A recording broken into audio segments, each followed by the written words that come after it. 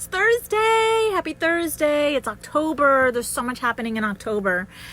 And I wanted to jump on here and talk to you about October and what it means to a lot of men and women, but my focus is on women. So I wanted to jump on here and talk to you. What is the initials that I put in there, right? It's Domestic Violence Awareness Month. That's what October is. It's Domestic Violence Awareness Month. So it's a huge month for me to jump on here and promote my message of how I got out of my toxic 22-year relationship and thriving. And I've actually been thriving, but just keeps getting better and better. It's just a huge month to keep sharing.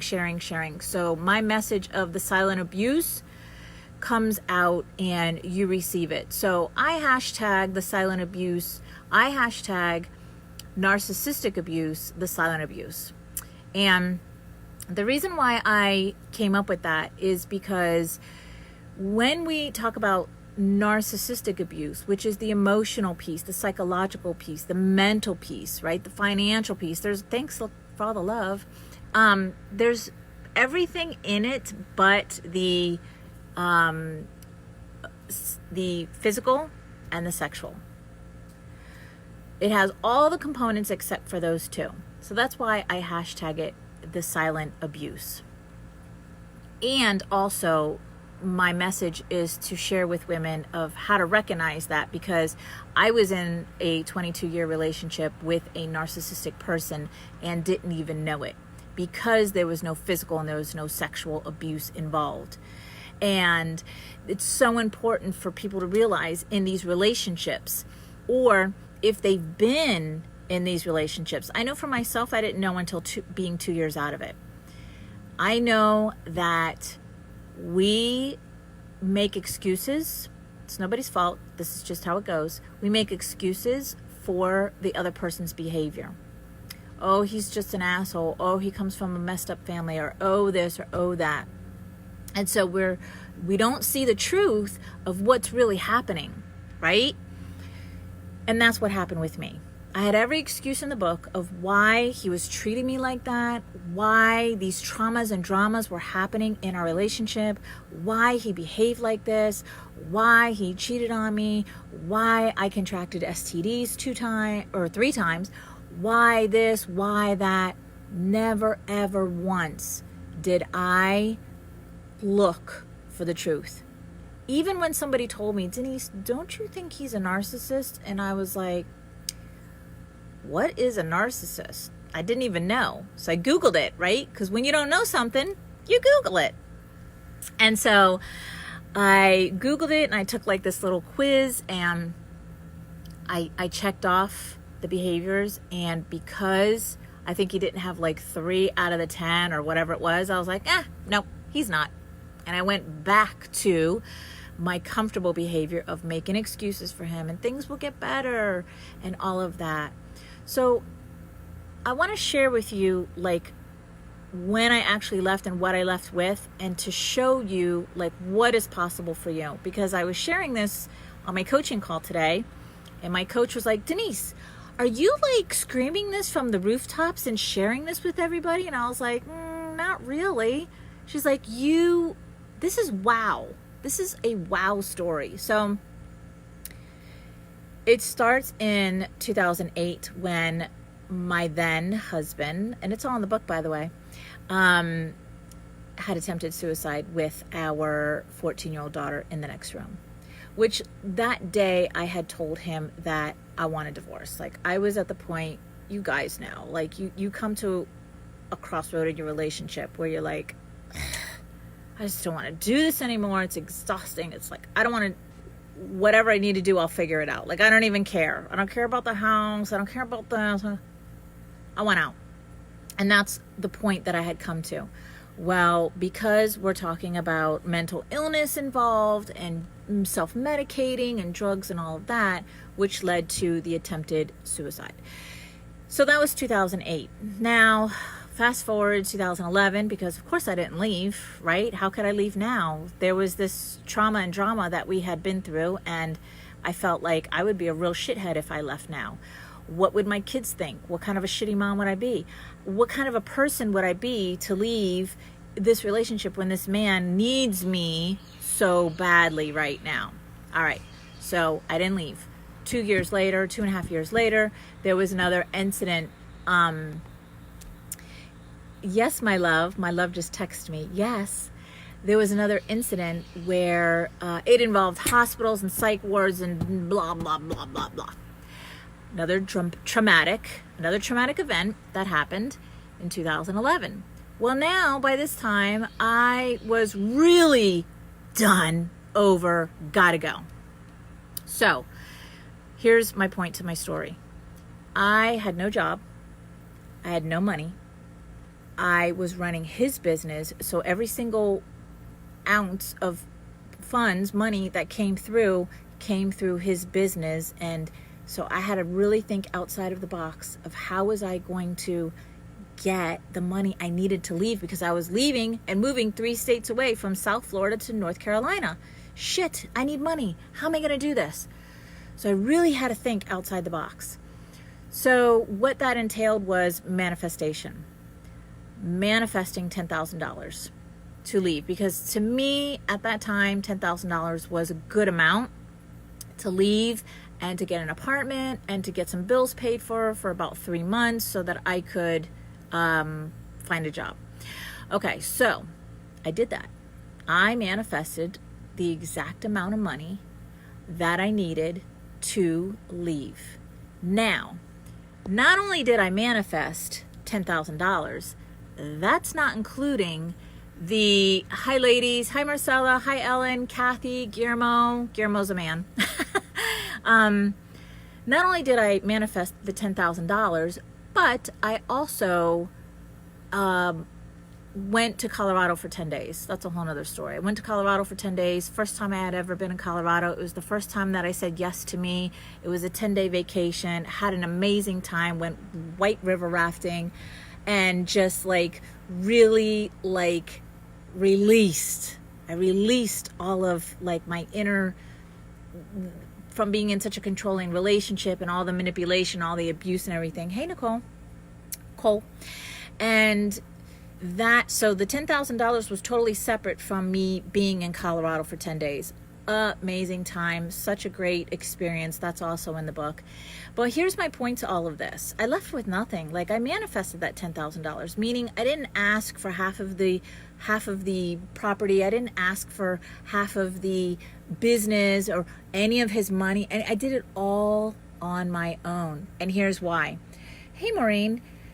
Hey, Trina. Here's why. I just wanted to get the fuck out. I didn't want anything of his. Energetically, I didn't want anything of his. I didn't want the control to continue. I left with a futon couch and an air mattress. That's it. Besides the money that I manifested. A futon couch and an air mattress. And I moved here to North Carolina, and I had an apartment in 4 days, and I had a job in 4 weeks, within 4 weeks. And I made things happen. And here's where when you want something so badly, you can have anything. I mean, anything you desire. If you have this one thing in place. There's really more. Hey, Laurel. Determination. If you have such determination to have this outcome, to have this move, to get away from this relationship, to whatever it is for you, you can create it.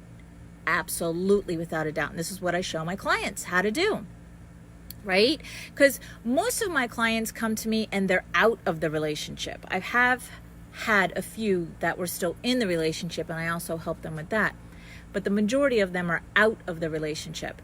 And so now they want to create like an entirely different life for themselves. And I show them how to do that through their thoughts, their energy. That's all it is. It's not that hard of a thing to do. So I wanted to share this with you because my coach was like, Denise, do you share this? I mean, here I am, 5'6", blonde hair, green eyes, driving this 28-foot Penske truck with my daughter's car on the back of it from South Florida to North Carolina with nothing but a futon couch and an air mattress in it and like clothes and stuff. But that is the beginning of my story of leaving and thriving. So the thriving piece came in, which was the determination continued.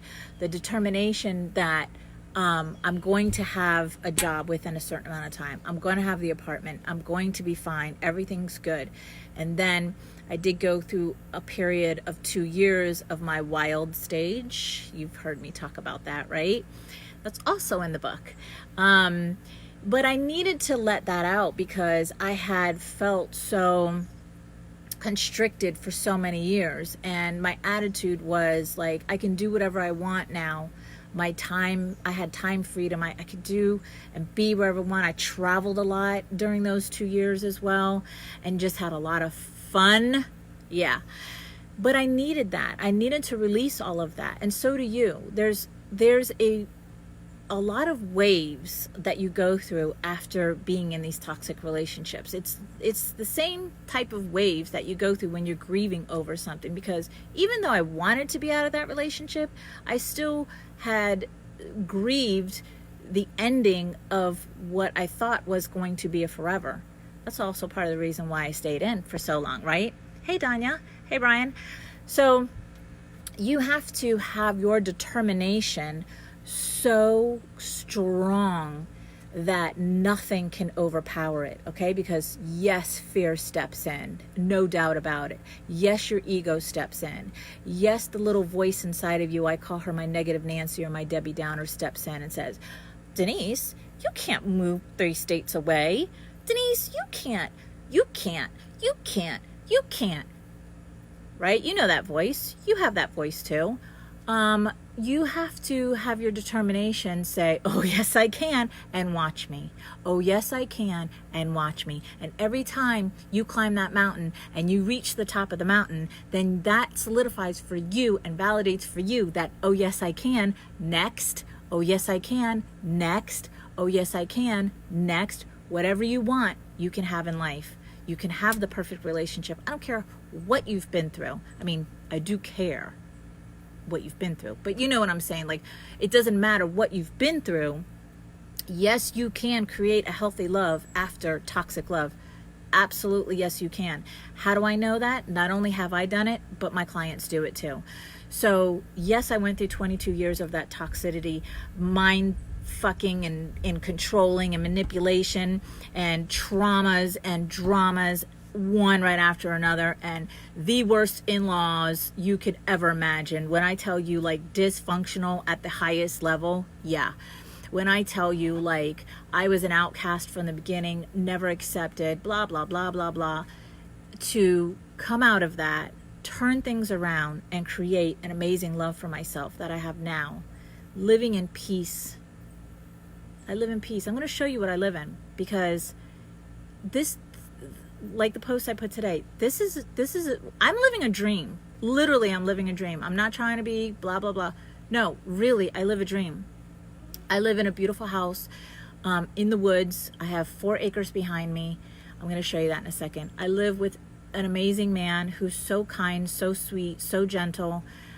We have such a healthy love. We never argue. We do disagree, especially when we're driving, because Ray doesn't know how to drive. But we have disagreements, but there's no being mad or aggressiveness or passive aggressiveness. There's no anger. And the key to that, ladies and gents, is I work on myself every single day. So even when I'm coaching my clients, hey Terry, thank you Lisa. Even when I'm coaching my clients, dang it, trying to wave. Hey Angie, I benefit from what I'm giving out. So I benefit from coaching my clients. I get coached as well, but then I also have coaches. I constantly am in personal growth because I want to be the best version of myself. And this started out with me being the best version of myself for myself, and then my clients, and then my business, and then, the world now, because I share my message with the world. October is Domestic Violence Awareness Month. And I'm talking to you about the silent abuse because just because he doesn't curl up his hand and make a ball and punch you in the face does not mean that you're not being abused. There's all kinds of forms of abuse.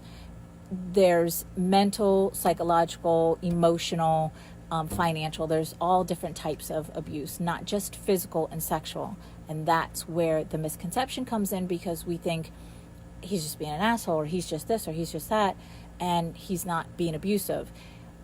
The truth is, yes, he is. So let me show you my beautiful view that I get to have all the time. Ooh, look at that sun. I guess that's a Target. I don't know. But here's 4 acres behind me. So when I tell you I live in pure peace now, and happiness, of course. This is our deck where we have parties, and Ray likes to feed the birds. He's so sweet. And yeah, so from every aspect of my life now, I have this peace inside of me and in my relationships and with my son. So if you don't know my story, I had a very strained relationship with my son for many, many years, because I left, my son views it as I left him. And so there was a lot of disconnection with my child, and a lot of anger that he had towards me. And I've even worked that out to have a healthy relationship with my son. And my son is exactly like my ex. Yeah. So, yet I'm able to have a healthy relationship with him. How do you do that, Denise? I keep working on me. I keep showing up to be the best version of me. And this is what I teach my clients. I teach them forgiveness. I teach them how to love themselves. I teach them all of these components that need to be in place in order for you to have these healthy relationships. Even if you have a shitty, nasty family member, I'm not going to tell you to have a relationship with that person. Each case is different, right?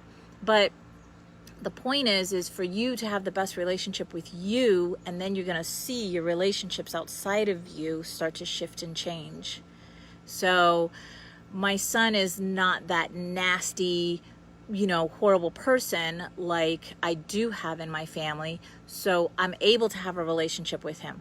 The other person in my family who is that way, I do not have a relationship with that person because it's impossible to have a relationship with that person. But that also comes with a lot of pain and hurt and confusion, and why me? I'm so nice. I do everything. Why does this person da-da-da?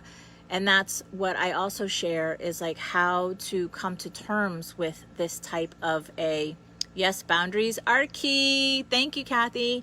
Absolutely, boundaries are key. And trusting and confidence and self-esteem and self-worth and all of the components of self-love and forgiveness and truth. Like, no more people-pleasing. No more, I'm going to hide who I am. No, I'm going to tell the truth, but you're going to do it in a healthy way now. You don't have to pretend to be somebody else. Trust is a huge obstacle in the way when it comes to healing, because there was a lack of trust in the beginning. And then being in a relationship like that, trust really, right? When you've been cheated on, when you've been lied to, when you've been fooled, right? Manipulation. You think, I'm a smart person. How did I get fooled? How did he manipulate me? I'll give you an example of how, hey, Crystal and Kathy, how manipulative people can be. So I remember this time where the kids were younger. I had the soccer mom van, and he had a crotch rocket. And every Friday night we would go to Fuddruckers in Sunrise. My Florida friends remember that, right? The Fuddruckers in Sunrise by the beach. And Hey, David. So there was, every Friday night, all the motorcycles went there. So there was all types of motorcycles. So I would drive the kids in the soccer mom van because they couldn't fit on the motorcycle, obviously. And he would ride the motorcycle. So we're driving and we see him popping wheelies, which is something that I always told him, like, please don't do that. Please don't do that. Please don't do that. Because my constant fear in my relationship was he was going to die. He was so self-destructive. So he's popping wheelies and we saw him, and then when we get there, I confronted him. No, I didn't pop wheelies. He says, no, I didn't. Yes, you did. We saw. Yes, Daddy, we saw you. No, that wasn't me. That was somebody else. No, we saw you. No, I saw you. I'm not fucking blind. I saw you. Nope, that wasn't me. That's how far they will go to defend themselves and their lies, and how manipulative they can be. Hey, Michelle. And not give a shit about you. So there's all these layers to understanding narcissism. If you've been in this narcissistic relationship, this silent abuse, there's all this confusion that can come up where I wasn't hit, I wasn't sexually abused, it wasn't abuse, he's just this, and you make excuses. I get it. I so get it. But there comes a time in life when you have to face the truth, and you have to understand, why did I go through that? And usually when that time is when you keep repeating the same patterns, when you keep seeing, hey Val, yourself in the same types of relationships over and over again, just with different people. So for instance, my ex-husband was X, Y, and Z, and now I'm with this new person and he's exhibiting the same behaviors as my ex-husband, or worse. When the patterns show up, that's when it's time to take a look and take a step back and think, I'm the common denominator here, and maybe I should look inside of me and see how and why I keep attracting this. And that's what the pivotal moment was for me, because I kept doing the same thing. I kept attracting a different version of my ex and in men, and I was like, no, not doing that, not walking down that path again. So what I had to come to terms with was facing my own reality, facing myself, and facing what I had been through and the truth of what I had been through. And if you know me, you know I don't sugarcoat things. I'm not going to sit here and lie to you and try to tell you it's all, roses and rainbows on the healing journey. It's not. You're going to cry, you're going to shed, you're going to peel, but you're going to heal. And that's the beauty of it, because once you know your truth, these things that I share with you, there was a time when I couldn't utter these words without doing the ugly cry. Now I'm able to do that, and there's no charge, there's no tears, there's no welling up in my throat like I'm holding back my crying. None of that happens anymore, because I've gone through the healing journey. I've peeled, shed, and healed back the layers to get to who I really am. And what I'm about to share with you is really deep, because this is a question that we all ask. Who am I? Thanks, Michelle.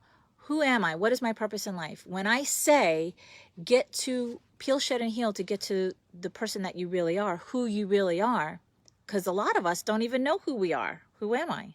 Be yourself. Who's that? I don't know. Because I'm always acting and being, somebody different for somebody different, right? I'm one person at work. I'm one person with my family. I'm one person with this person.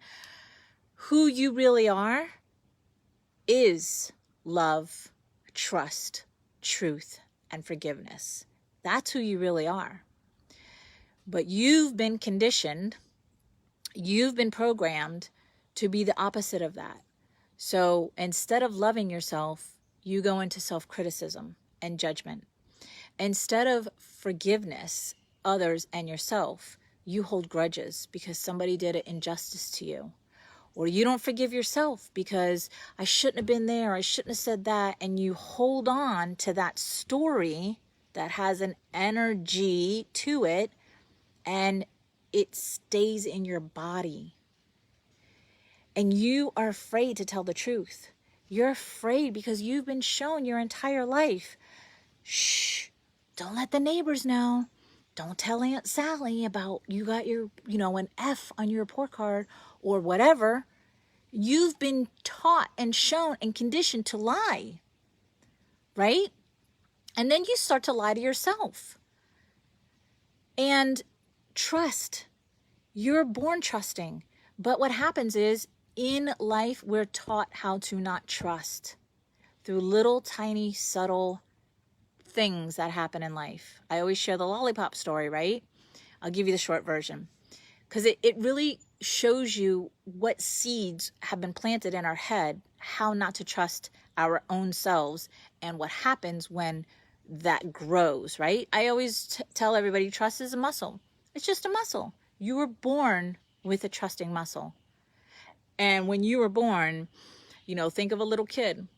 This is why we have to teach them not to go with the creepy guy, with the van or the lollipop or the puppy, right? Because we're born trusting. Kids are so trusting.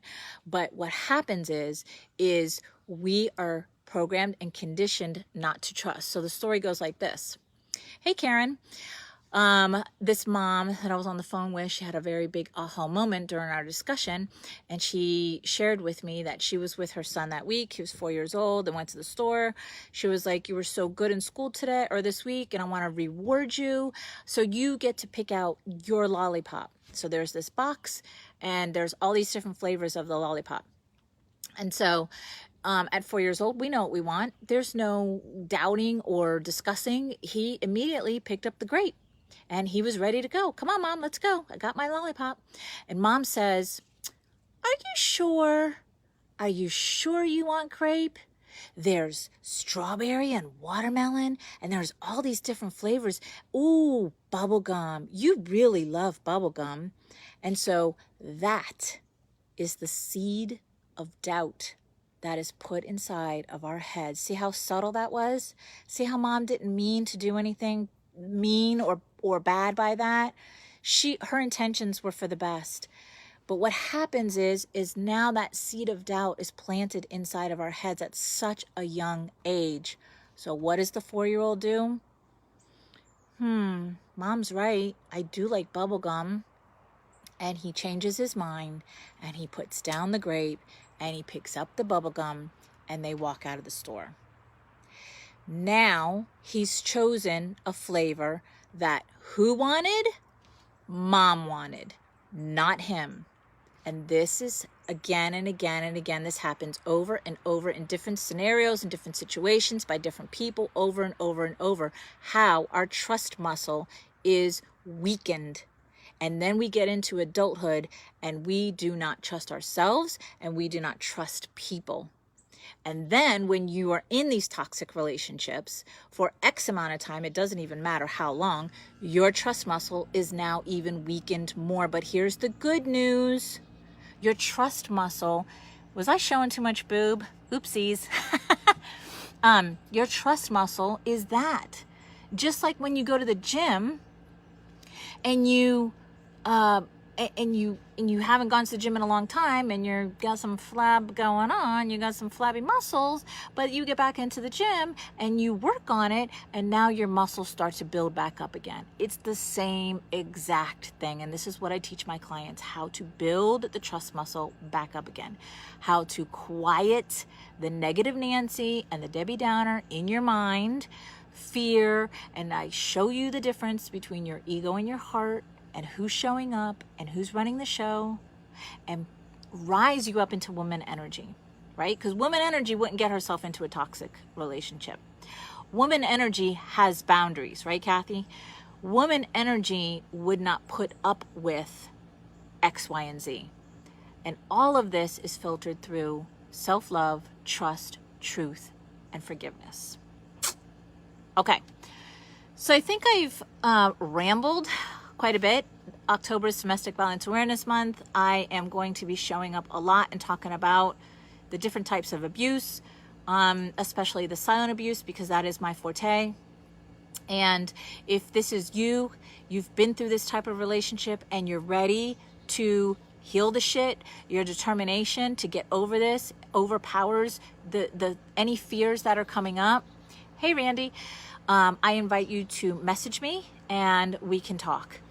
And I encourage you, no matter what decision you make, to keep showing up every day to be the best version of you. So whatever that looks like for you, keep doing that, because you're so worthy. You're so worthy. You have no idea how worthy you are of that healthy relationships, love, and everything that you desire in life. All right, my loves. Talk to you later.